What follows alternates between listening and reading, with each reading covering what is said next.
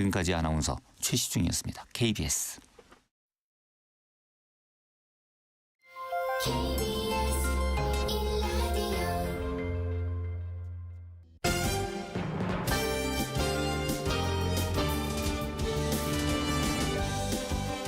KBS 1라디오 신성원의 오늘 세계는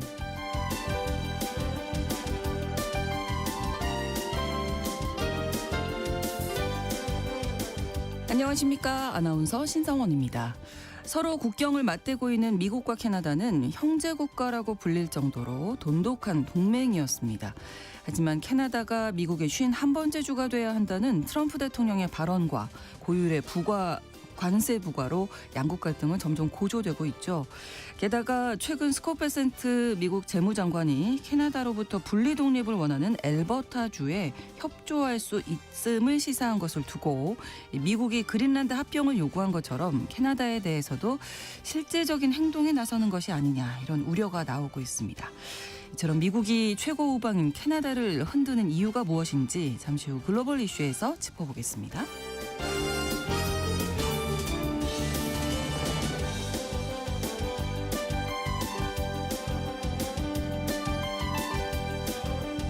오늘 주목할 국제사회 소식 헤드라인 뉴스와 키워드로 정리해드리겠습니다. 통신원 취재 수첩은 중국 소식 준비했습니다. 중국 민간 기업이 우주 관광 상품을 판매하면서 화제가 되고 있습니다. 가격이 약 300만 위안, 우리 돈으로 6억 원에 달하는데요. 이미 예약이 완료됐다고 하네요. 중국 우주 기술이 어느 정도 단계에 와 있는지 통신원 연결해서 자세히 알아보겠습니다.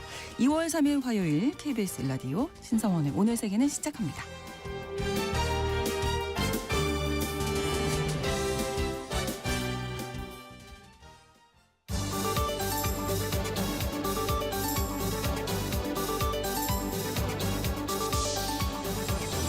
오늘 세계는 헤드라인 뉴스.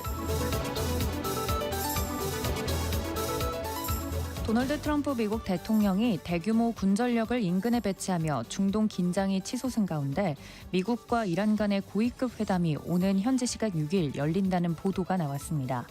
이번 회동이 예정대로 진행될 경우 이란 핵무기 개발을 두고 지속돼 온 협상 결렬과 지난해 6월 미군의 이란 핵시설 기습 타격으로 마무리된 이스라엘과 이란 간의 12일 전쟁 이후 첫 고위급 회담이 될 전망입니다. 전 세계의 시선은 이번 회담이 중동 지역에서 고조되는 긴장을 해소할 계기가 될 수 있을지에 쏠려 있지만 양측이 합의점을 찾을 수 있을지는 미지수입니다. 현재 시각 2일 도널드 트럼프 미국 대통령은 우크라이나 러시아 전쟁의 종전 협상에 대해 좋은 소식이 나올 것이라고 밝혔습니다. 트럼프 대통령은 이날 백악관에서 기자들의 관련 질문에 우리가 생각했던 것보다 협상이 오래 걸리고 있다며 나는 푸틴 대통령에게 전화를 했고 그는 동의했다고 말했습니다.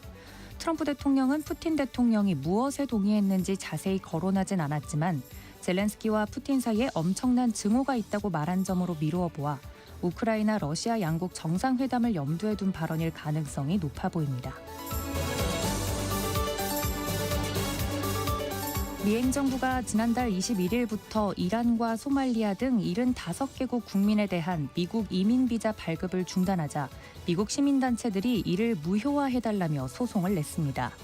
이들은 해당 조치가 수십 년간 확립되어 온 이민법 체계를 완전히 뒤집는 시도라고 주장했습니다. 앞서 미 국무부는 지난달 14일 해당 국가의 이민자들이 기본 생계와 복지 서비스를 미국 정부의 보조금에 의존하면서 미국 국민들의 부담이 가중되고 있다며 이민 비자 발급 중단을 결정했습니다.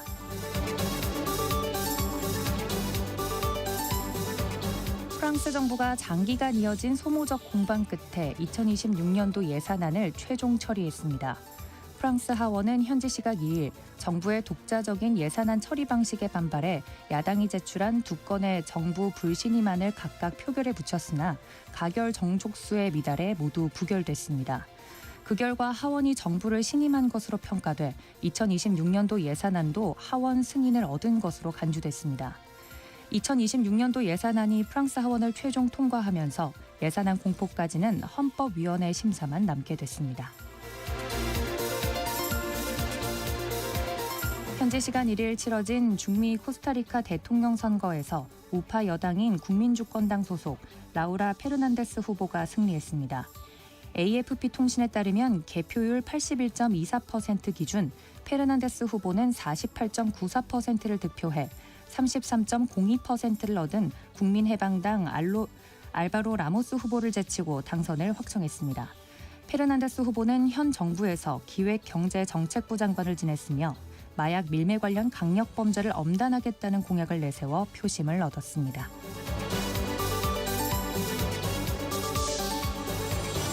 오늘의 헤드라인 뉴스 외신캐스터 도지은 씨가 전해주셨습니다. 이번에는 키워드로 정리한 국제사회 소식 살펴보겠습니다. 첫 번째 키워드, 매와 비둘기 사이. 네, 파월 연준 의장의 후임이 누가 될지 굉장히 모두가 궁금해했는데요.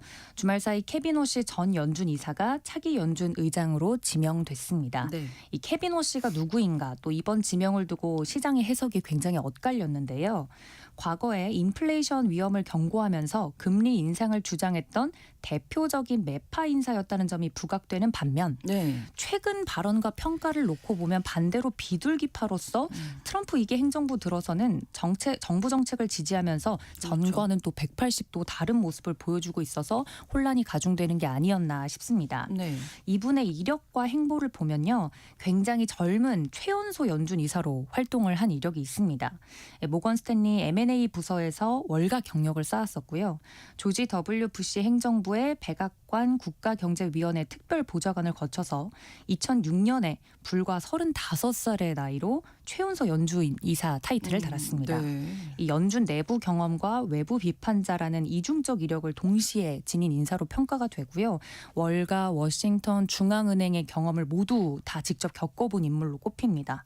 특히 2008년 금융위기 당시에는 리먼 브라더스가 무너지면서 금융 시스템 자체가 흔들렸을 시기에 네. 이 소위 리먼 사태로 전 세계가 요동을 칠 때 당시에는 양적 완화가 실물 경제에 미치는 영향이 제한적이니까 돈을 풀지 말아야 한다라고 반대를 했던 인물입니다. 네. 그러니까 한마디로 중앙은행이 개입은 하는데 너무 깊이 들어가기에는 나중에 부작용이 올 것 같은데 라고 하면서 좀 일관적인 말을 했던 인물이죠. 근데 그랬던 그가 최근에는 금리 인하를 트럼프 대통령은 계속 하라고 압박하고 있지 않습니까? 네네. 근데 거기에 보조를 맞추고 있기도 합니다. 전문가들은 그가 의장직을 차지하기 위해서 소신을 굽힌 것 아니냐라는 의구심을 좀 보내고 있는 상황인데요. 네. 뭐 내용을 들어보면 최근에는 최근 연준을 계속 좀 비판을 해왔던 적도 있습니다. 이 물가를 잡는다는 명분으로 금리를 너무 오랫동안 높게 유지하면 안 되기 때문에 경제가 성장이 안 되니까 그렇죠. 그러면 안 되지 않을까라고 계속 좀 비판을 해왔던 사람이기도 합니다. 근데 이제 조금 제가 의심을 품고 있는 부분은 많은 부분은 워시는 장인어른이 공화당 거물 후원자인 그렇죠. 로널드 로더이지 않습니까? 네. 그래서 트럼프 대통령과 인맥을 맺고 있는 내부자라는 평가를 또 피하기가 어렵습니다. 최근에 가장 화두가 되고 있는 건 뭐 금리를 내리냐 올리냐 보다도 이 연준의 독립성을 지킬 수 있는 사람이 올까였기 때문에 여기에 대한 의지가 있는지는 좀 증명을 해야 되지 않을까 싶고요. 네.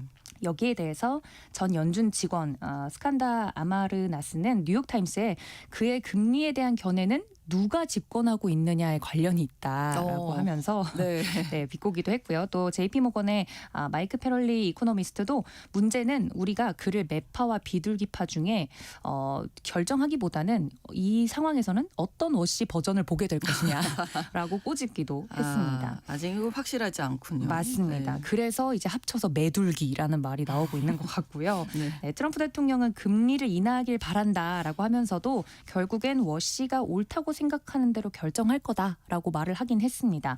지금 트럼프 대통령의 지지율이 좀 낮은 상황이기 때문에 그렇죠. 자신의 말을 들을 것 같은 사람들 중에서도 너무 자기 사람은 아닌 최소한 약간 방어에 좀 기질이 있어 보이는 사람들 중에서 인물로 고른 게 아닌가 하는 평가가 나오는 것도 지금 상황에서 무리가 아닌 것 같습니다. 네.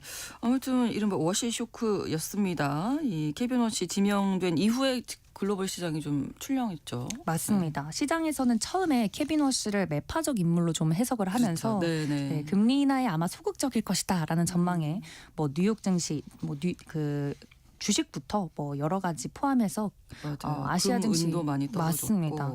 여러 가지 그 자산들의 가격이 흔들리는 모습이었는데요. 네. 특히 신고가를 계속 경신하던 코스피 같은 경우는 어제 5% 넘게 급락하면서 5천선 아래로 그렇죠. 떨어지기도 했고요. 다행히 우리나라만 떨어진 건 아니고 네. 아시아 증시 전반적으로 좀 약세를 보이기도 했습니다.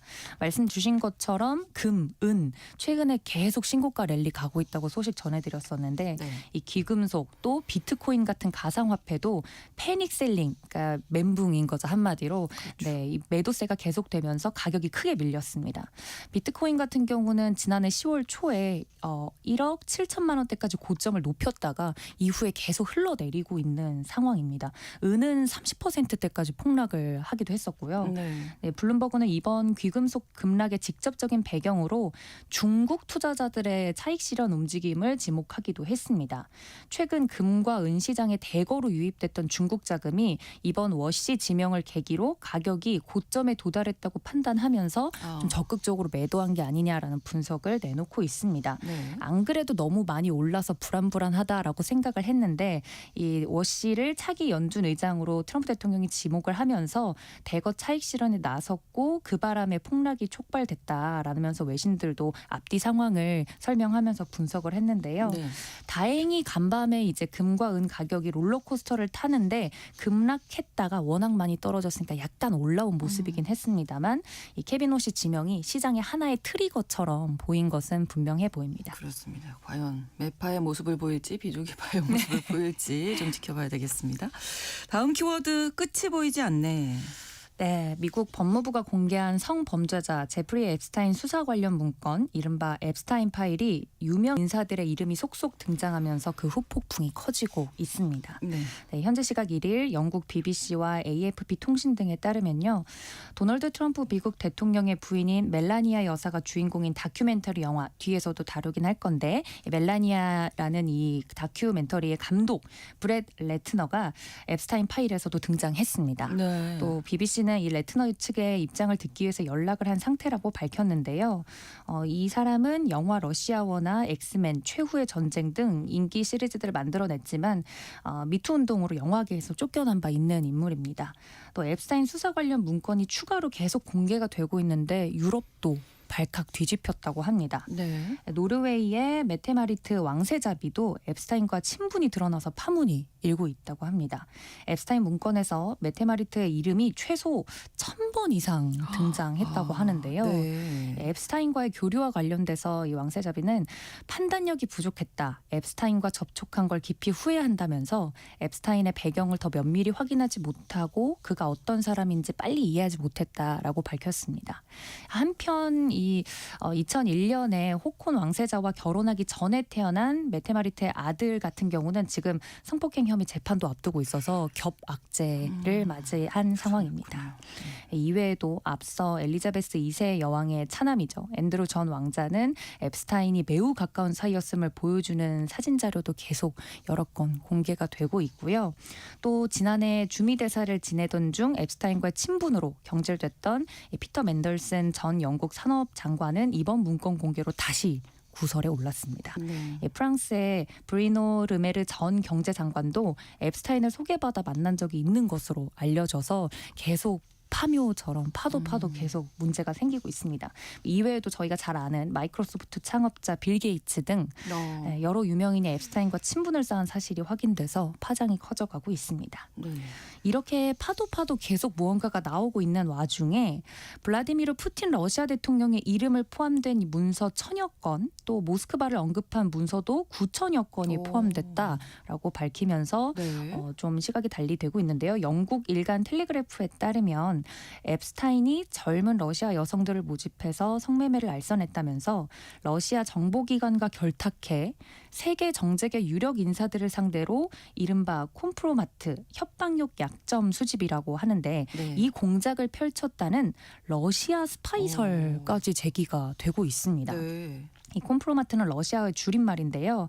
정치 사회적 목적으로 상대방을 압박하거나 통제하기 위해서 수집한 자료를 뜻한다고 합니다. 네. 단순한 폭로를 넘어서 권력 관계에서 상대를 무력화하거나 포섭하기 위한 수단으로 사용한다는 건데 뭐 부패, 사생활 스캔들, 성추문, 탈세, 비밀 녹취 영상 등이 있는데 텔레그래프는 앱스타인의 이메일에는 이 협박의 개념이 명확히 드러나 있다라고 지적을 하고 있습니다. 네. 자, 다음 키워드 멜라니아를 본 사람들인데요. 네, 도널드 트럼프 미국 대통령의 부인이죠. 멜라니아 여사가 주인공인 다큐멘터리가 개봉 직후에 북미에서 예상을 웃도는 흥행을 거두고 있다고 합니다. 지난달 31일 뉴욕타임스에 따르면 영화 멜라니아의 개봉 첫 주말 티켓 판매액이 미국과 캐나다에서 약 810만 달러, 우리 돈으로는 약 118억 원에 달할 것으로 예상됐는데요. 네. 콘서트 영화를 제외한 다큐멘터리 영화에서 14년 만에 나온 최고 기록이라고 합니다. 이번 영화는 특히나 아마존의 대규모 투자로도 주목을 받은 바 있습니다. 네. 아마존은 판권 확보에 4천만 달러를 지급했고요. 마케팅에 추가로 3,500만 달러를 투입했다고 해요. 뭐 버스 광고부터 해서 뭐 극장 내 기념 팝콘통까지. 네, 굉장히 바이럴을 열심히 했는데 네. 다큐멘터리로서는 이례적이고 막대한 금액이 그렇죠. 맞습니다. 네, 그래서 CNN은 이걸 두고 역사상 가장 비싼 다큐멘터리다라고 평가를 했습니다. 월스트리트 저널에 따르면 멜라니아 여사가 여기서 가져가는 몫이 최소 2,800만 달러에 달한다고 합니다. 아마존은 이 영화 투자에 대해서 이유에 대해서 물으니까 오직 하나, 고객들이 이 작품을 좋아할 것이라고 생각했다라면서 이유에 대해서 거듭 강조하고 나섰습니다. 네. 네, 좋아하긴 했습니다. 네, 첫 주말. 그렇군요. 네. 네, 화제는 모을 것 같아요. 맞습니다. 네. 첫 주말 흥행 주역은 지역별로 공화당 우세 지역 그리고 고령층 관객인 것으로 나타났습니다. 네. 데이터 회사 이 데이터에 따르면 미국과 캐나다에서 농촌 지역 극장은 멜라니아 개봉 첫 주말 매출의 약 46%를 차지했다고 하고요. 인구 50만 명 미만 지역에 위치한 극장이 전체 수익의 46%를 담당한 꼴이 됩니다. 통상 이 비중이 약 30% 정도인 수준을 감안하면 소도시랑 농촌 지역에서 확실히 선전을 한 셈입니다. 네. 공화당 강세 지역에서도 약 53%의 티켓 매출을 기록하면서 평균을 웃돌았고요. 흥행 상위주는 이제 플로리다, 텍사스, 애리조나 주였습니다. 네. 연령과 성별로 묶어보면 여성과 55세 이상의 관객이 전체의 70%를 차지했다고 합니다. 평가는 아주 극명하게 갈리고 있는데요.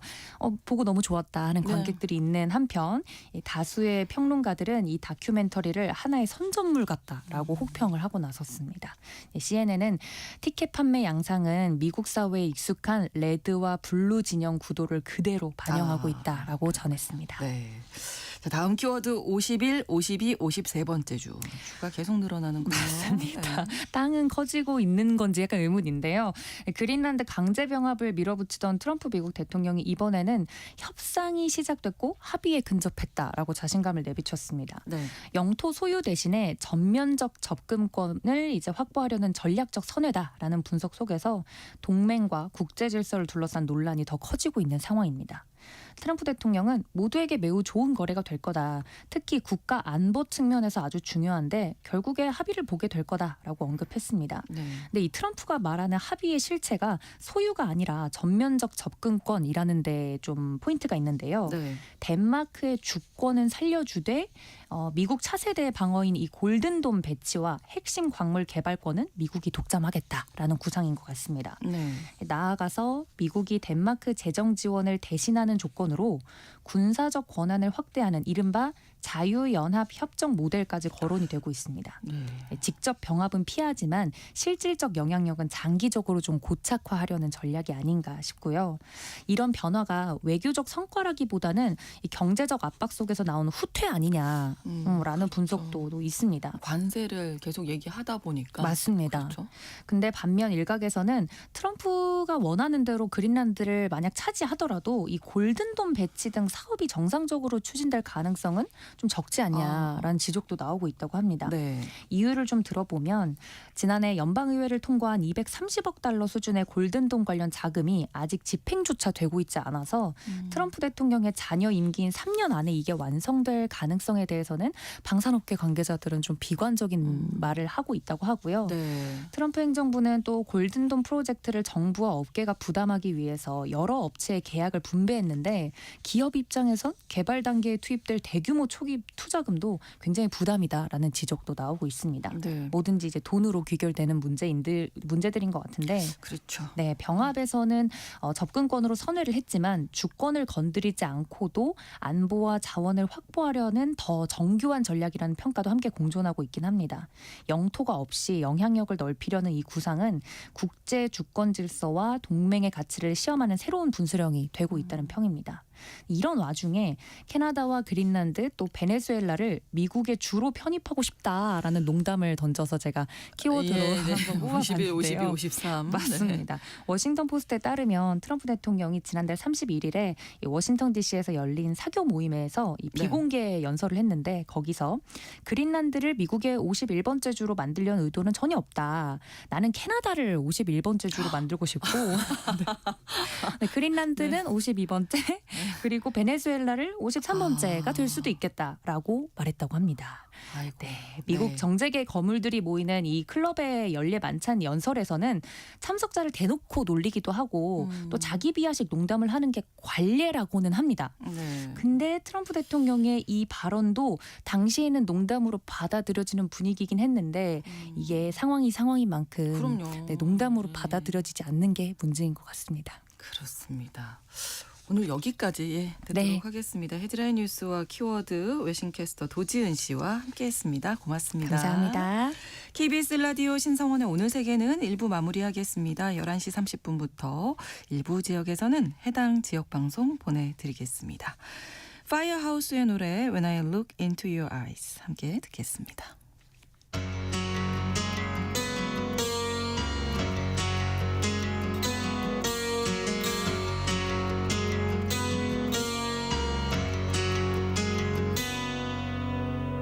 I see forever when I look in your eyes. You're all I've ever wanted. I always want you to be mine. Let's make a promise to the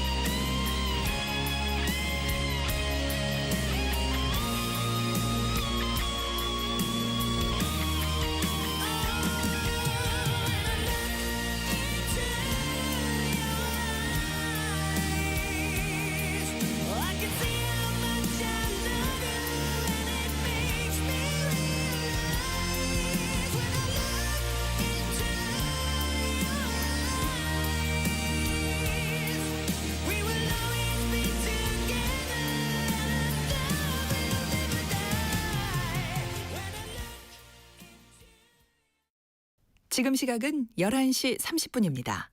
KBS Ladies and gentlemen.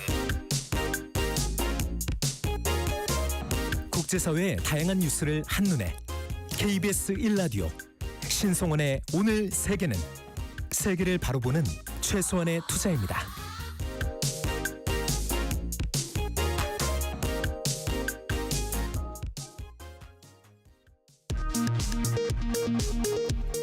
이 시각 라디오 정보센터 뉴스입니다. 이재명 대통령이 오늘 SNS를 통해 망국적 부동산 투기는 무슨 수를 써서라도 반드시 잡는다며 다주택자들을 향해 이번이 마지막 탈출 기회라고 재차 강조했습니다.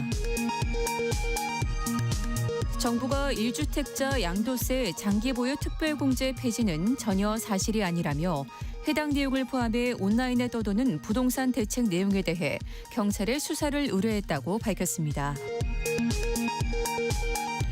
트럼프 미국 대통령의 관세 인상 압박 속에 조현 외교부 장관과 루비오 미 국무장관이 통상 현안을 풀기 위해 내일 긴급 회동합니다.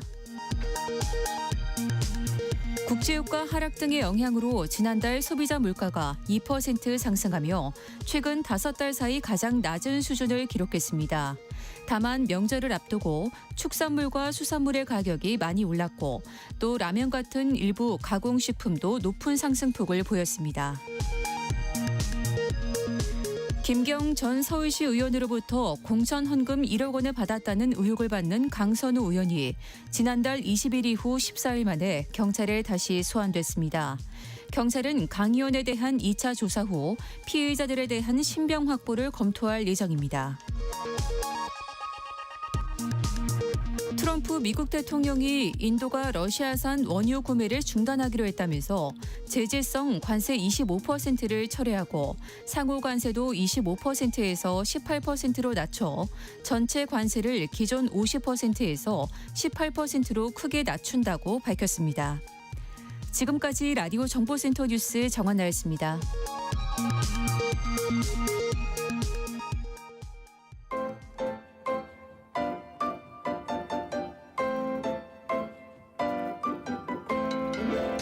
통신원 취재 수첩.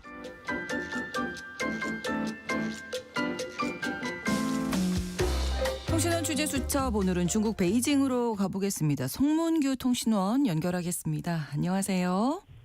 네, 안녕하세요. 네, 중국의 한 민간 기업이 우주 관광 상품을 개발해서 화제라고요? 네, 그렇습니다. 민간에서 내놓은 우주관광 산업 자체가 큰 화제가 되며 일반 대중과 언론에서 관심이 집중되고 있습니다. 네. 특히 티켓 가격이 약 300만 위안, 한화로 약 6억 원에 달하는데도 이미 예약이 완료됐습니다. 네. 이는 일부 부유층과 중산층 사이에서 이미 흥미와 기대감을 유발하는 신호로 평가되고 있습니다. 또 이렇게 민간 기업이 관광 상품을 내놓을 정도라면 그 기술력이 상당히 성숙한 의미로 볼 수 있는데요. 네. 민간 우주 산업 전시회 등에서도 많은 시민들이 관심을 보이며 우주 산업이 미래 성장 분야로서의 의미가 크다는 의견이 나오고 있고요. 상업적 우주 분야가 중국 기술 혁신의 상징으로 받아들여지는 분위기가 일부 감지됩니다. 반면에 일부 전문가와 관심층에서는 가격이 너무 높다. 실제 발사 기술의 완성도는 아직 미국이나 세계 선도 수준이 아니다라는 실현 가능성에 대한 냉정한 지적도 있어서 기대와 현실적 어려움을 동시에 평가하는 시각도 있습니다. 네, 사실 중국도 우주 개발에 아주 정성을 기울여 온 것으로 기억을 하는데 어떤 과정이 있었는지 좀 정리해 주실까요? 네, 중국의 본격적인 우주 개발은 1950년에서 60년대에 시작되었습니다. 네. 소련의 영향을 받아서 미사일 기술과 핵 개발과 함께 진행이 되었는데요. 그렇죠. 하지만 문화 대혁명과 마오쩌둥 사후 혼란을 겪으면서 경제적 부담 때문에 실용적인 로켓 발사체 개발로 방향을 선회했습니다. 1985년에는 국제 상업용 위성 발사에 집중하면서 3개의 위성 발사장을 건립했고 네. 저렴한 가격 덕분에 1985년부터 2000년 사이 18번의 상업용 위성 발사를 수주했습니다. 그러나 미국 정부가 기술 유출과 발사 비용 문제를 이유로 제동을 걸면서 사실상 중단되었고 중국은 다시 유인 우주 비행으로 방향을 틀었습니다. 2003년에는 중국이 독자적으로 유인 우주 비행에 성공했고 이후 성과가 하나둘씩 나오면서 세계적으로 주목받기 시작했습니다. 네. 특히 2013년 시진핑 주석이 취임하면서 경제와 국방의 융합, 군민 융합 전략을 국가 전략으로 삼고 2030년까지 우주 강국으로 진입하는 장기 계획을 전폭적으로 지원하기 시작했습니다. 그 결과로 2014년에는 창어 3호가 달에 착륙했고 2019년에는 달 뒷면 착륙에 성공했습니다. 네. 2020년에는 달 토양 샘플 채취 후 지구로 귀환하는 성과도 이루어졌습니다. 그렇군요. 중국이 이렇게 달에 특별히 관심을 갖는 이유는 뭘까요? 네, 전문가들은 달을 단순한 상징이 아닌 전략적 거점으로 보고 있습니다. 달은 심우주 탐사의 전초 기지이자 우주 자원 개발의 시험장으로 장기적으로 미국과 중국 간 우주 패권 경쟁의 핵심 무대로 여겨지고 있습니다. 네. 히토류나 헬륨-3 같은 자원뿐만 아니라 달 기지 건설 계획까지 공식적으로 언급되고 있습니다. 네. 어쨌든 이번에 판매하는 이 우주 관광 상품 2028년에 출발할 예정이다 이렇게 나오고 있는데 여기에 휴머노이드 로봇도 탑승한다고요? 네, 그렇습니다. 인간 탑승객 외에도 중국 민간 우주 관광에 휴머노이드가 탑승하는데요. 네. 이것은 단순 홍보 차원을 넘어서 중국 우주 프로그램의 기술 전략 목표와 연결이 됩니다. 첫 번째로 안전성 테스트와 시뮬레이션이 있는데요. 휴머노이드는 인간 승무원을 대신해서 무중력, 방사선 진동 등 우주 환경에서 실험하면서 인체 반응을 예측, 유인, 실험의 위험을 최소화하고요. 네. 두 번째로 우주선 내부 작업, 장비 점검, 물자 관리 같은 반복적이고 위험한 임무를 인간 대신 수행할 수 있습니다. 중국은 이미 휴머노이드와 AI 로봇 기술을 집중 연구해 왔는데 이를 실전 환경에 검증하려는 의미도 있습니다.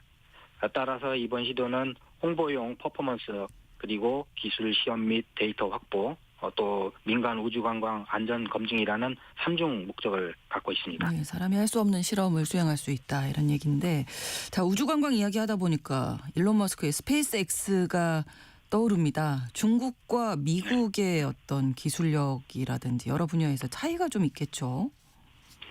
네, 현재는 민간 우주 여행은 미국이 조금 앞서 있습니다. 네네. 그러나 중국은 접근 방식이 다릅니다. 미국은 민간 주도 정부 지원 구조라면 중국은 정부가 주도하고 민간이 참여하는 그러한 구조입니다. 네. 최근 민간 기업이 참여자를 모집을 했지만 최종 통제권은 국가에 있습니다. 네. 또 목적에서도 차이가 있는데요. 스페이스X는 화성 이주, 비용 절감, 상업화가 중심이라면 중국은 국가 안보, 기술 자립, 체제 경쟁에서의 우위 확보가 중심입니다.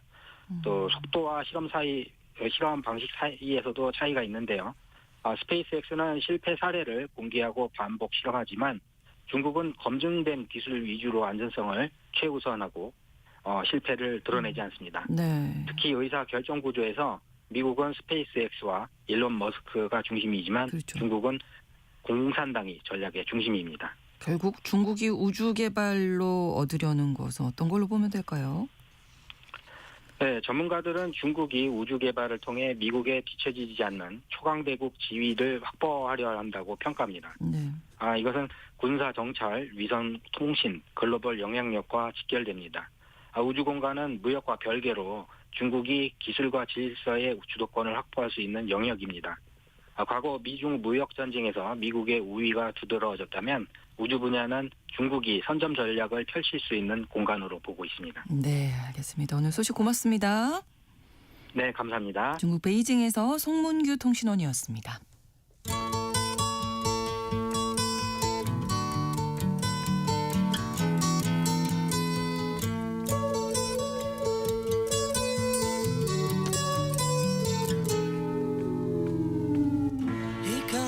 도널드 트럼프 미국 대통령이 캐나다를 미국의 51번째 주로 만들겠다라고 언급한 이후 껄끄러워졌던 양국 관계가 최근 들어서 더 냉랭해졌습니다. 미국과 캐나다의 관계는 향후 미국과 동맹국들과의 관계 설정을 가늠할 시험대가 될 것으로 보이는데요. 자, 오늘 글로벌 이슈에서 미국과 캐나다 사이에 어떤 일들이 벌어지고 있는지 정리해드립니다. 한겨레 신문 정의길 선임 기자와 함께합니다. 어서 오십시오. 안녕하세요. 아주 이 미국 캐나다 요즘에 관계가 좋지 않은데요. 네네. 거친 발언들을 지금 서로 쏟아내고 있죠. 네, 가장 최근 사례를 먼저 보죠. 네. 트럼프 대통령이 지난 31일 전용기에서 기자들한테 다시 한번 캐나다에 대해서 중국과 경제협력 추진을 경고했습니다. 네. 중국이 캐나다를 장악하기를 바라지 않는다. 그들이 중국과 합의를 하면 매우 중대한 무언가를 할 것이다라고 이업을 했죠. 네. 근데 이런 말은 마크 케니 캐나다 총리가 지난 1월 14일 중국을 방문해서 양국의 주요 교역품의 관세를 낮추는 전략적 동반자 관계 프레임워크를 체결을 하고 또 그리고 나서 스위스 다보스 포럼에 가서 미국을 겨냥한 비판 연설을 하고 난 뒤에 네. 트럼프가 항상 해오던 얘기입니다.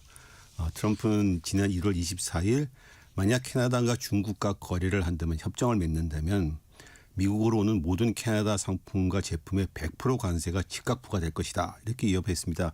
트럼프가 말하는 협정이나 거래가 뭔지는 불확실했었는데 그 다음날 스콧 베선트 재무장관이 캐나다가 중국이 미국의 싸구려 상품을 퍼붓는 구멍이 되도록 내버려둘 수 없다. 그러면서 그들이 자유무역 협정을 맺는다면은 100% 관세 가능성이 있다. 이렇게 명확하게 얘기했습니다. 즉 캐나다와 중국이 자유무역 협정을 맺으면 미국이 가만 안 있겠다. 이제 그렇죠. 이런 거죠. 물론 이제 캐나다 쪽에서는 중국과 자유무역 협정 가능성은 없다. 이렇게 선을 긋고 있는데 네. 하지만 그 이후로 미국과 캐나다의 관계는 이제 우방이라 보기가 힘들 정도로 그러니까요. 거의 악화되고 있습니다. 네. 사실 처음 시작은 이제 트럼프 대통령이 취임을 하면서 그렇습니다. 캐나다, 네. 미국의 51번째 주가 51번째 주. 네. 뭐 이런 언급을 하다 보니까 균열이 서서히 시작된 그렇죠. 거죠. 균열이 여기서 시작된 거죠. 트럼프가 지난 31일 아니죠. 지난 24일 이제 100% 관세를 부과하겠다 이렇게 말을 캐나다에 했죠. 대해서. 그때 카니 총리에 대해서 그러니까는 주지사라고 호칭을 해서 주지사라고. 그러니까 완전 캐나다 입장에서는 모욕적인 바람이 자기네 미국의 51번째 주의 주지사다 이런 식으로 그러니까요. 한 겁니다. 그 트럼프는 대통령에 재당선된 이후 취임 전후로 해서 캐나다를 겨냥해 국경을 지우자 51번째 주가 되는 게 말이 된다. 5,500마일 국경을 사실상 지워야 한다라는 식의 말을 공개적으로 반복해 왔고요. 네. 사람들이 제대로 게임을 한다면 캐나다가 미국의 주가 되는 일은 100% 확실하다. 뭐 이런 식의 과장된 평가가 있었습니다. 네, 트럼프의 이런 캐나다 합병 주장은 파나마 운하를 다시 미국이 소유하겠다. 그린란드는 미국 땅이다. 이런 주장은 같이 나온 것입니다. 그렇죠. 그래서 시간이 갈수록 트럼프가 캐나다를 51번째 주로 만들겠다. 이런 주장이 단순히 과장된 위협이 아니라 큰 전략적 포석을 둔 조치로 이제 점점 받아들이고 있는 거죠. 그렇습니다. 즉 트럼프 취임 이후 아메리카 대륙 전체를 미국의 확고한 세력권을 만들겠다는 서방구 우선주의, 뭐 돌로 독트린, 돌로주의라고 말을 하죠. 네네. 옛날에 제임스 몰로 미국 대통령이 19세기 때 아메리카 대륙은 우리의 세력권이다 이렇게 선언한 걸 그 몰로 대통령의 이름과 트럼프의 이름을 합쳐서 도널드라는 이름이 합쳐서 돈노주의 이렇게 말을 하는데요. 네. 새해 들어서 트럼프 행정부가 베네수엘라를 전격적으로 침공해서 니콜라스 마두로 대통령을 체포해 오고 또 그린란드를 합병하는데 무력 사용도 배제하지 않겠다. 그래서 유럽이랑 미국이 관계가 막 긴장이 고조되고 네. 이런 걸 보고 있으니 캐나다 입장에서는 자기네 나라 바로 북쪽에 있는 그린란드 이 지도를 보시면 캐나다 바로 북쪽에 그린란드가 있습니다. 이 남의 일이 아니고 예, 우리들의 발등이 부러지는 것이 확실하다 이렇게 느끼게 당연히 되는 거죠. 네네. 그러니까 그 31일 날 전용기에서 캐나다에 100% 관세 위협할 적에도 그때도 그린랜드 발언을 하면서 캐나다까지 같이 집어넣어서 발언을 했습니다. 캐나다로서는 위협을 느끼겠죠. 네. 사실 작년에 이 얘기 처음 나왔을 때는 농담으로 좀 과장해서 하는 얘기겠지 했는데 이게 점점 일이 진행되는 걸 보면 꼭 그것만은 아닐 수 있겠다. 그것만은 아니고 네. 적어도 캐나다에 향해서 뭔가를 갖다가 확실하게 조치를 취할 것이라는 그런 관심이 생각이 커지고 있습니다. 네, 들어요. 무엇보다도 이기 집권 이후에 트럼프는 캐나다를 미국의 51번째 주로 만들겠다. 이런 발언을 할 때마다 항상 관세 무역 공세와 결부지었습니다. 네네. 그러니까 지난해 2월 캐나다에 대해서 전면적인 관세를 발효한 후 캐나다가 높은 관세를 피하고 싶다면 미국 주가 되면 된다. 이런 말을 했고 또 캐나다가 여기에 대해서 반발을 하니까는 유일하게 말이 되는 것은 캐나다가 우리의 소중한 51번째 주가 되는 것이다. 그럼 모든 관세 등이 없어질 것이다. 뭐 같은 이렇게 말을 나라니까. 같은 네, 나라니까. 관세가 없어. 그러니까 트럼프 논리 일관되어 있습니다. 어느 정도 보면 고율 관세 무역 전쟁으로 캐나다 경제를 압박하고 예. 그 모든 문제를 한꺼번에 해결하는 것이 바로 미국에 편입되는 것이다. 이런 식으로 자꾸 프레임으로 연결짓고 있는 거죠. 그렇습니다. 네. 자, 캐나다에서 지금 분리 독립 움직임 보이는 엘버타 주가 있는데 미국과 캐나다 사이에 그래서 좀 민감한 기류가 흐르고 있다면서요. 이 문제 캐나다에서 미국이 개입하는 것이 아니냐 이거 의구심을 바싹 세우고 있습니다. 예. 그러니까 즉 캐나다로서는 미국이 먼저 캐나다 연방을 와해시키고 나서 편입시키려고 캐나다를 자기네 영토로 합병시키는 것이 아니냐 네. 이렇게 의심을 하는 거죠. 마크 케니 캐나다 총리가 지난 29일 미국은 캐나다의 주권을 존중해야 된다 이렇게 말을 했는데 이 말은 왜 나왔냐 그러면은 캐나다 중서부의 주인 엘버터에서 분리주의자들이 있는데 네, 네. 이 사람들이 워싱턴에 가서 트럼프 행정부와 만나 논의를 했다는 것이 드러난 것입니다. 그러니까 파이낸셜 타임스가 29일 날 이런 보도를 했습니다. 네. 이들이 워싱턴에 가서 미국 관리들을 은밀히 만났고 그래서 현재 엘버타의 상황은 이런 분리주의자들이 지금 캐나다 연방을 떠나자 네. 하는 이제 주민 투표를 청원하고 있는 중인데 이런 일을 벌인 거죠. 그런데 엘버타 번영 프로젝트라고 캐나다 엘버타 분리운동을 벌이는 단체의 창립자 제프리 레스는 자신들이 지난해 워싱턴을 세 차례 방문했다. 네. 그리고 방문한 목적은 엘버타가 만약에 캐나다로부터 분리가 된다면 5천억 달러 상당의 신용 제공이 가능하냐 이런 데서 타당성 조사를 한 것이다. 우리가 분리되면 돈을 빌려달라는 얘기죠. 네. 그러니까 여기에 대해서 미국이 자유롭고 독립된 엘버타에 대해 극도로 적극적이었다. 이렇게 뭐 전했습니다. 네. 캐나다 연방 입장에서 보면 속이 완전히 뒤집힐 얘기죠. 그렇죠. 물론 백악관은 이들 엘버타 분리주의자들과의 만남에 대해서 우리는 수많은 시민단체들을 만나는 것뿐이다. 그리고 그들에게 어떠한 지원이나 약속을 한 건 없다. 이렇게 말했습니다. 네. 하지만 스콧 베선트 미국 재무장관은 한 일주일 전에 이미 네. 미국이 엘버타 분리에 협조할 수 있다는 발언을 했습니다. 엘버타가 풍부한 천연 자원을 갖고 있으나 태평양으로 연결되는 파이프라인을 건설하지 못하고 있다. 이건 지금 미국 캐나다의 환경 문제 이런 것 때문에 문제가 좀 걸려 있는데 그러니까 그거를 갖다가 우리 미국 쪽으로 끌어들여서 하면 되지 않겠냐 그 파이프라인을. 네. 그래서 엘버타가 미국의 당연한 협력자다. 그리고 엘버타가 대단한 자원을 갖고 있고 아주 독립적인 사람들이다. 그래서 사실상 엘버타의 분리를 부추기는 발언을 한 거죠. 네, 네. 물론 이제 엘버타 주민들은 천연자원 개발을 놓고 연방 정부에 불만을 갖고 있기는 한데 네. 그렇다고 해서 캐나다부터 분리하자 이거는 다수 여론은 아닙니다. 지금 입소스의 여론조사를 보면은 네. 한 30% 정도가 캐나다 연방으로부터 분리 과정을 시작하는 주민투표에 찬성을 한다. 이거지. 분리에 찬성한다는 거 아닙니다. 네. 주민투표에 실시하는 것에 찬성한다. 그리고 찬성한다는 이런 주민투표에 찬성한다는 사람 중에서도 한 20% 정도는 네. 이건 단지 우리의 정치적인 불만을 표현하는 것뿐이지 뭐 실제로 분리 동네 그런 건 아니다. 건 그러니까 아니고. 사실 따지고 보면 소수죠. 소수인데도 그러네요. 미국이 이제 자꾸 이게 불을 지피는 거죠. 그렇습니다. 어떻게 보면 국경을 접한 나라고 최고 우방이었던 형제 국가라고 할 수 있죠. 그러니까요. 네. 그런데 이렇게 관계가 악화될 정도까지 이런 일을 벌이는 이유는 뭘까요?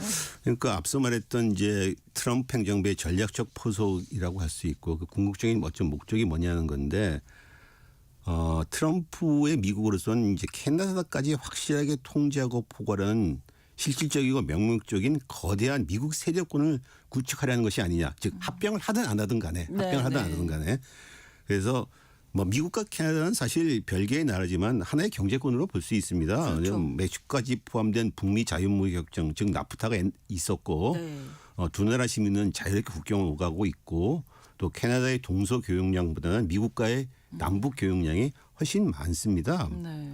미국 입장에서 보면 캐나다는 석유동 광물 자원이 풍부합니다. 최근에 미국이 베네수엘라 침공해서 석유권을 통제하게 됐는데 만약에 미국 입장에서 베네수엘라 석유에 포함해서 캐나다 석유권까지 통제할 수 있다면 뭐 이거는 국제시장에서 미국이 어쩌면 지렛대 장악의 영향이 확 커지는 거죠. 네. 또 지금 말하고 있는 그린란드에는 히토리도 많고 네.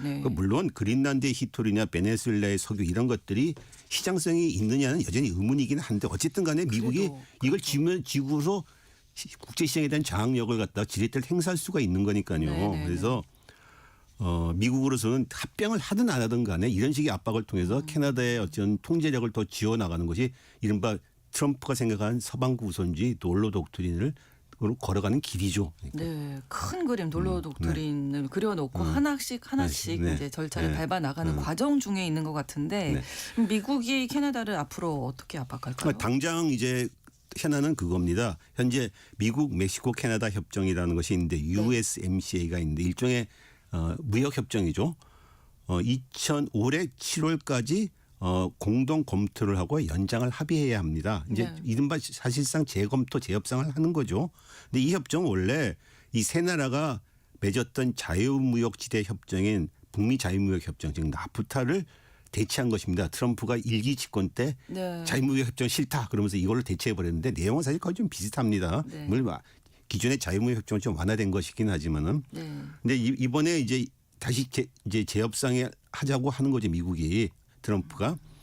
근데 브루킹스나 CSIS 등의 싱크탱크의 분석에 따르면은 이번에 트럼프는 이걸 갖다가 사실상 재협상을 하면서 압박수단으로 보고 있다. 그래서 저 캐나다, 멕시코에 중국과의 공급망 연계를 축소하라 그러고 미국산 부품 콘텐츠의 교역량을 높이고 특정 농축산물 제제품에 대한 쿼터를 요구할 가능성이 있다고 합니다. 그러니까 즉 캐나다의 합병을 위협하면서 자국의 유리하게 기존 무역 협정을 바꾸자는 거죠. 그러니까 싱크탱크 보고서들은 트럼프가 중국뿐 아니라 캐나다, 멕시코 같은 동맹국에도 고율 관세를 반복적으로 부과해 사용해 왔는데 이번에 그 세 나라 미국, 멕시코, 캐나다 협정도 이를 제도할 무대가 될 수 있다 이렇게 평가하고 있습니다. 네, 아마 캐나다도 미국의 이런 의도에 대해서 잘 알고 있을 테고 대응할 텐데요. 그렇습니다. 당연히 의도를 잘 파악하고 있고 그래서 이 관계가 이제 악화가 되고 있는 거죠. 그렇죠. 전임 총리 즉 주스틴 트리도 총리가 2025년 트럼프가 취임했던 2025년 2월에 캐나다에 대해서 25% 관세를 매기니까는 트리도가 이런 말을 했습니다. 트럼프가 캐나다 경제를 완전히 붕괴시켜야 합병이 쉽다고 믿고 있다. 그래서 우리는 이 위협을 농담으로 치부할 수는 없지만은 대통령의 말을 진지하게 받아들여서 우리의 전략을 반영해야 된다. 하면서 이미 그때부터 이제 대비를 이제 위기의식을 느낀 거죠. 물론 트리도는 트럼프와의 관계도 악화되고 장기 집권을 하면서 이제 물러났습니다. 그렇죠. 작년 상반기에. 그리고 나서 이제 카니가 들어오고 나서 들어와서 이제 더 양국 간의 관계가 고조되고 있는 긴장이 고조되는 거죠. 카니 총리는 더 강하게 나가는 더 강하게 나가고 있습니다. 카니 총리는 취임 연설 때 이런 말을 했습니다. 과거처럼 통합만 심화하는 관계는 끝났다. 이런 얘기를 했습니다. 즉 미국과의 그 통합을 이제 중단하고 새로운 안보 경제 협정을 모색하겠다는 거죠. 쉽게 얘기해서 미국과 친하면 친할수록 이제 위협이 된다고 캐나다에 보는 겁니다. 그래서 무역 다변화와 에너지 공급망 전략을 새로 짜고 있습니다. 그래서 카니가 총리가 취임한 뒤 트럼프와 처음 회담에서도 당신이 부동산 개발 업체 아니니까 잘 알 텐데 매물로 나오지 않는 땅들도 있다. 캐나다가 바로 그런 곳이다 하면서 이제 뭐 선수를 쳐갖고서 얘기를 했었습니다. 그 카니 정부는 이른바 그 무역 다변화 화랑 기금이라는 걸 만들어서 항만, 철도, 에너지 수출 경로를 아시아, 유럽 쪽으로 넓히고 즉 미국과의 의존을 더 줄이는 거죠. 이거 트랜스 마운틴 즉 캐나다 서부에 있는 이제 그 대형 송유관을 갖다가 태평양 쪽으로 더 확장해 나가겠다 이런 거죠. 등 트랜스 마운틴 확장 계획 등으로 태평양 출구를 확보해서 원유 가스를 이제 미국한테만 파는 것이 아니라 중국, 아시아 국가들한테도 팔겠다. 그래서 이제 인프레를 강화하는 이런 걸 하고 있습니다. 계획을 추진하고 있습니다. 그러니까 여기에 대해서 트럼프가 이제 자꾸 그렇게 중국과 친해지면은 가만히 안 있겠다. 100% 관세를 매기겠다. 이제 이렇게 얘기를 계속 하는 거죠. 그래서 대중국 협정 투자 유치도 사실은 방금 얘기한 것처럼 트럼프의 관세 위협을 피하고 미국 의존도를 줄이려고 하는 거죠. 사실 화제가 됐던 지난 1월 20일 스위스 다보스 포럼에서 그 카니의 연설이라는 것도 강하게 얘기했죠. 강하게 했습니다. 즉 통합은 이제 오히려 우리한테 강대국의 강압 때문에 통합이라는 것이 이제는 위험이 된다. 네. 그래서 중견 국가들이 이제 협조해야 된다. 캐나다가 앞장서겠다 이런 말을 했었습니다. 그러니까 네. 이제 앞으로의 관계도 또 네. 잘 지켜봐야 네. 되겠습니다. 글로벌 이슈 한겨레 신문 정의길 선임 기자와 오늘도 함께했습니다. 고맙습니다. 감사합니다. 숀 멘데스와 까밀라 카베요의 세뇨리타 전해드리면서 KBS 라디오 신성원의 오늘 세계는 마치겠습니다. 내일 다시 뵙겠습니다. 고맙습니다.